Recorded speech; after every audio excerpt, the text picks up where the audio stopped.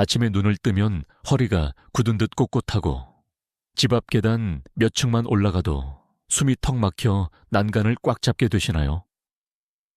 손주가 할머니같이 놀아요 하고 팔짱을 끼는데 괜히 피곤하다는 말이 먼저 나오고 의자에 몸을 붙인 채 한숨만 쉬게 되시나요?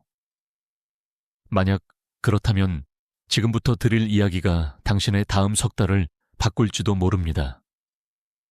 왜냐하면 이 숨가쁨과 무릎 시큰거림 뒤에는 우리가 놓치고 있던 진짜 원인이 있고 밥상 위에서 시작되는 작은 변화로 되돌릴 수 있는 길이 분명히 있기 때문입니다. 더 놀라운 사실이 하나 있습니다. 그 비밀은 비싼 약도 아니고 거창한 운동도 아닙니다. 과연 무엇일까요? 핵심으로 들어가기 전에 꼭 짚고 넘어가야 할 한 가지가 있습니다. 우리는 나이가 들어서 지치는 것이 아니라 몸속에 어떤 것이 줄어들어 우리를 늙게 보이게 합니다. 그 정체를 지금부터 밝혀드리겠습니다. 저는 박서현, 노화생리와 근감소증을 오래 연구해온 의사입니다. 은퇴 후에도 봉사진료와 지역 강의를 이어오며 수많은 어르신을 만나왔습니다. 같은 예순이라도 체력 차이가 왜 이렇게 큰지, 어떤 분은 80이 가까워도 허리를 곧게 펴고 장을 보고, 어떤 분은 60 중반부터 계단이 두려워지는지 임상 현장에서 수도 없이 보았습니다. 정답은 조용히 그러나 집요하게 우리 몸을 갉아먹는 변화, 바로 근감소증입니다. 유럽 노쇠학회의 2018에서 2019년 개정 합의인 EWGSOP2는 근감소증을 근력 저하를 핵심 징후로 보고 근량과 근질 감소로 진단을 확정하며 신체 수행 능력 저하를 중증의 표지로 제시합니다. 낙상과 골절, 기능 저하 같은 바람직하지 않은 결과의 위험을 확실히 높이는 질환이라는 뜻입니다. 조용히 다가오지만 한번 깊어지면 일상이 무너집니다. 그렇다면 우리는 무엇을 바꿔야 할까요? 바로 오늘의 식탁과 단백질을 대하는 방법입니다. 많은 분이 이렇게 말씀하십니다. 계란도 먹고 고기도 먹습니다. 그런데 왜 이렇게 기운이 없을까요? 표면적인 양만으로는 설명되지 않는 이유가 있습니다. 나이가 들면 위산 분비가 줄어 단백질을 잘게 푸는 힘이 약해지고, 더 결정적인 것은 몸이 단백질에 반응하는 민감도가 떨어진다는 점입니다. 같은 양을 먹어도 근육으로 바뀌는 비율이 낮아지는 변화, 흔히 동화작용 저항성이라 부르는 현상이지요. 그 결과 20살 때 먹던 방식 그대로는 근육을 지키기 어렵습니다. 여기서 질문이 하나 생깁니다. 그렇다면 그냥 더 많이 먹으면 되나요? 사실 해답은 얼마나 보다 어떻게와 언제에 있습니다. 이 타이밍과 분배의 비밀을 이해하시면 같은 재료로도 결과를 2배 가까이 끌어올릴 수 있습니다. 정말일까요? 근거를 보여드리겠습니다. 국제 전문가 그룹인 PROTAGE는 65살 이상 건강한 어르신에게 하루 체중 1.0에서 1.2g/kg의 단백질 섭취를 권고합니다. 예컨대 체중 60kg이면 하루 60에서 72g 정도입니다. 단, 이걸 저녁에 한꺼번에 몰아먹기보다 아침과 점심과 저녁으로 균등하게 나눠 드셔야 근육 합성 신호가 하루 종일 살아납니다. 실제로 단백질을 하루 3끼에 고르게 분배했을 때 저녁에 몰아먹는 패턴보다 24시간 누적 근육 단백질 합성이 뚜렷하게 높아졌다는 연구가 있습니다. 같은 총량이어도 분배가 다르면 결과가 이렇게 달라집니다. 이제 감이 오시나요? 바로 여기서 반전이 시작됩니다. 우리가 늘 먹던 한국의 밥상에 이 원칙을 얹으면 됩니다. 그렇다면 한국인의 일상 식탁에서 무엇을 어떻게 바꿔야 할까요? 고기를 오래 씹기 어려운 분, 속이 더부룩해지는 분, 틀니나 치아 문제로 씹는 것이 부담인 분도 많습니다. 괜찮습니다. 소화가 편하고 흡수가 유리한 한국형 단백질이 있으니까요. 황태, 두부, 병아리콩, 들깨, 시금치와 버섯. 익숙하지만 생각보다 강력한 조합입니다. 황태백 그램에는 단백질이 무려 70g대까지 들어 있습니다. 건조 과정 덕분에 조직이 부드러워 위가 편안합니다. 미지근한 물에 20에서 30분만 불려 무와 감자를 넣고 끓이면 국물은 담백하고 건더기는 포근하지요. 단, 여기서 작은 함정 하나. 국물만 드시고 건더기를 남기면 단백질 절반을 놓치게 됩니다. 다음 끼니부터는 국물은 절제하고 건더기는 꼭 먹는다는 약속부터 해봅시다. 두부는 어떨까요? 두부 한 모에 약 20g 안팎의 단백질이 들어 있습니다. 단단한 형태가 더 농축되어 있고 갱년기 이후 뼈 건강에 이로운 이소플라본도 챙길 수 있습니다.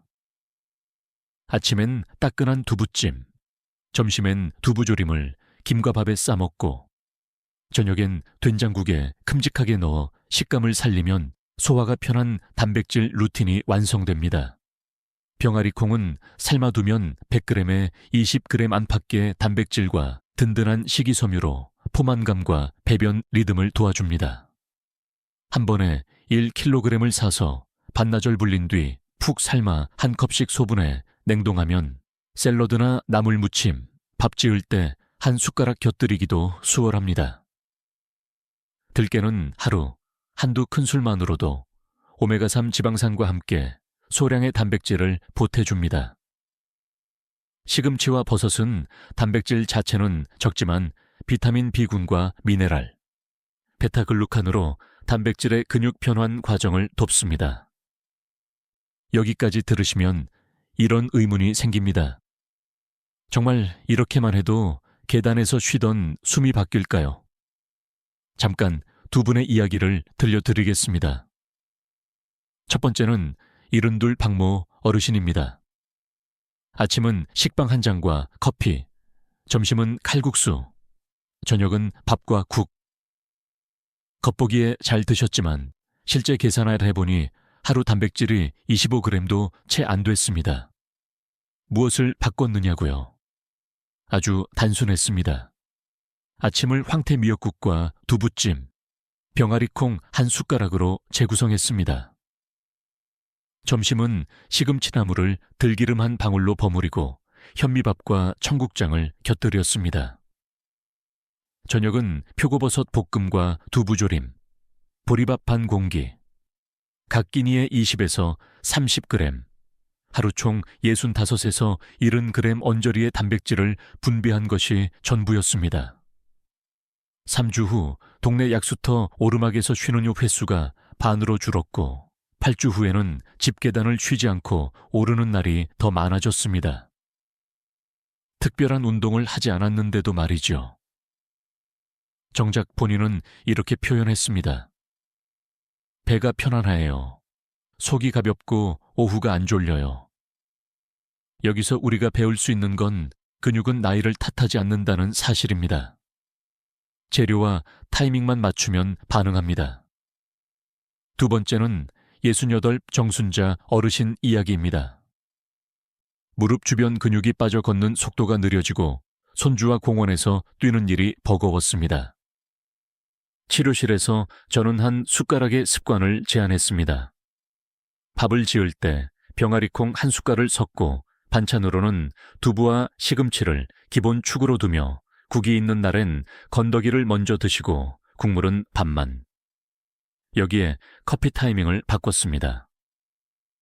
단백질 식사 직후 커피를 마시던 습관을 끊고 최소 1시간 뒤로 미뤘습니다. 카페인이 칼슘 흡수와 일부 아미노산 대사를 방해할 수 있고 무엇보다 식후 위장 환경을 불편하게 해서 단백질 처리에 부담을 줄 수 있기 때문입니다. 4주차 계단 중간참에서 쉬던 시간이 30초에서 10초로 줄었고 12주째는 손주와 줄넘기를 20번이나 해냈습니다. 놀랄 만큼 극적이지는 않지만 매일의 삶을 바꾸는 현실적인 변화. 이게 진짜 건강의 얼굴입니다. 자, 의학적 근거를 조금만 더 단단히 박아 두겠습니다. 첫째 근감소증은 단순한 노화의 현상이 아니라 낙상과 골절, 기능 저하, 사망률 증가와 연관된 질환입니다. 그래서 조기 개입의 가치가 큽니다. 둘째, 어르신은 하루 총량뿐 아니라 끼니별 분배를 신경 써야 합니다. 균등 분배는 같은 총량 대비 24시간 누적 근육 합성률을 유의하게 끌어올립니다. 셋째, 체중 1.0에서 1.2g/kg의 단백질 권고는 국제 합의가 지지합니다. 여기에 류신 같은 필수 아미노산의 점화 역할이 강조되면서 매 끼니마다 최소한의 단백질 임계량을 채우는 것이 중요하다는 최신 리뷰가 이어지고 있습니다. 이 세 가지를 기억하세요. 질환으로서의 인식, 끼니 분배, 개별, 임계량. 오늘 식탁의 설계도가 됩니다. 이제 실제로 어떻게 드실지 한국인 입맛과 문화에 맞춰 그려 보겠습니다. 아침은 가볍게 넘기기 쉬운 시간입니다. 하지만 밤새 8시간 이상 단백질 공급이 끊긴 뒤라 근육은 말 그대로 재료 고갈 상태입니다. 이때 황태국 한 그릇에 두부찜, 병아리콩 한 숟가락이면 25에서 30g을 채울 수 있습니다. 국물은 반, 건더기는 전부. 시금치나물을 곁들일 때는 들깨가루와 참기름을 살짝. 비타민 B군과 건강한 지방은 단백질이 아미노산으로 쪼개지고 다시 근육 단백질로 재조합되는 과정을 부드럽게 견인합니다. 점심에는 현미밥과 청국장을 추천합니다. 청국장은 발효 과정에서 이미 일부 단백질이 아미노산 형태로 분해되어 소화가 빠르고 장내 유익균을 늘려 흡수 환경을 개선해 줍니다. 저녁에는 표고버섯을 들기름에 살짝 볶아 감칠맛을 끌어올리고 두부조림으로 양과 질을 안정적으로 확보합니다. 여기서 또 하나의 작은 장치. 저녁 단백질을 과하게 몰지 말 것. 소화 부담을 줄이고 밤사이 위장에 무리를 덜 주면 다음날 아침 식사를 더 잘 챙길 수 있습니다. 선순환의 출발점이지요. 그렇다면 피해야 할 습관은 무엇일까요? 단백질 반찬을 앞에 두고 뜨끈한 국물만 들이키는 버릇, 커피와 녹차를 식사와 동시에 마시는 습관, 짠찌개와 젓갈을 반찬으로 과하게 곁들이는 패턴, 그리고 무엇보다 아침을 거르고 저녁에 몰아먹는 방식입니다. 특히 커피는 단백질 식사 후 최소 1시간 뒤로 미루는 것이 좋고 술은 섭취 전후 3시간 이상 피하는 것이 회복과 합성에 유리합니다. 하루 한두 잔 정도인데요. 하고 반문하시겠지만 나이가 들수록 알코올 대사가 느려가네 부담이 커지고 근육 합성 신호 자체가 약해지기 쉽습니다. 오늘 저녁만이라도 술잔 대신 따뜻한 보리차로 바꿔보세요. 내일 아침 다리가 가벼운 것을 몸이 먼저 알립니다. 여기서 한 번 더 긴장감을 걸어두겠습니다. 나는 계란도 먹고 고기도 먹고 단백질 파우더도 챙기는데 왜 여전히 지칠까? 이 질문의 함정은 총량의 환상입니다.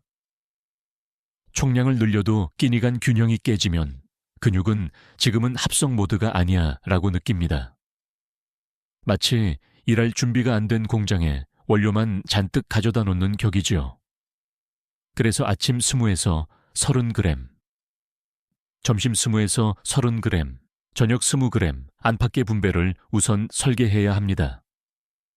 그리고 각 끼니에 비타민 B군, 특히 B2와 B6을 더하고 건강한 지방을 곁들이면 같은 단백질도 더 효율적으로 쓰입니다. 생각해 보세요. 시금치나물 위에 들깨가루와 참기름을 톡톡. 이 한 접시가 당신의 근육 공장을 오늘도 24시간 가동으로 전환시키는 스위치가 됩니다. 비용과 번거로움은 물론 현실입니다. 제가 진료실에서 가장 자주 드리는 팁은 대량 구매, 소분, 냉동이라는 3단계입니다. 황태는 한두 마리를 사서 결대로 찢어 소분해 냉동하면 한 마리로도 여러 번 국을 끓입니다. 두부는 2-3모를 사서 냉동 후 해동해도 식감이 크게 무너지지 않으니 세일할 때 장바구니에 담아 두세요. 병가리콩은 캔보다 건콩 1kg을 사서 불리고 삶아 한 컵씩 나눠 얼려두면 훨씬 경제적입니다. 들깨가루는 밀폐 용기에 담아 한 달 안에 드시는 것을 권합니다. 이렇게 한 달만 운영해 보세요. 단백질 섭취량은 2배 가까이 늘어나는데 식비는 의외로 크게 오르지 않습니다. 간식과 외식이 줄어드는 부수적 절약도 따라옵니다. 혹시 그래도 운동은 해야 되는 거 아닌가요? 하고 묻는다면 정답은 그렇지만 순서는 식사입니다. 근육은 먹지 않으면 커지지 않고 먹어도 쓰지 않으면 남지 않습니다. 하루 15분 내외의 가벼운 스쿼트나 의자 일어선만으로도 근육에 사용 신호를 보내줄 수 있고 제대로 분배된 단백질이 그 신호에 맞춰 자리를 잡습니다. 반대로 단백질이 바닥인 상태에서 운동만 하면 근육은 빈만지고 통장은 텅 비는 격입니다. 작은 실천부터 시작해 볼까요? 오늘 저녁 메뉴에서 국물은 반만, 두부조림은 한 토막 더. 내일 아침에 황태국을 끓이되 반드시 건더기를 먼저. 모레 점심에는 현미밥과 청국장, 시금치나물에 들깨가루 한 숟갈. 이 3가지가 이어지면 3주쯤 후 거울 속 표정이 달라지는 것을 당신이 먼저 압니다. 여기까지 들으시고도 마음 한편이 아직 반신반의하실 수 있습니다. 그래서 한 가지 데이터를 더 드립니다. 최신 합의 보고에 따르면 근감소증은 삶의 질 저하와 낙상과 골절 위험 증가와 뚜렷하게 연관되어 있으며 조기 발견과 개입이 환자와 의료체계의 부담을 크게 줄이는 데 중요합니다.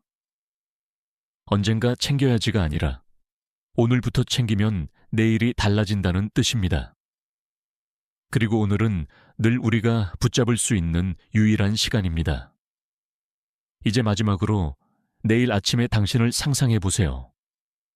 허리를 곧게 펴고 부엌으로 가는 발걸음이 가볍고 계단을 오르며 숨이 차올라 잠깐 멈추던 바로 그 지점에서 이번에는 멈추지 않습니다.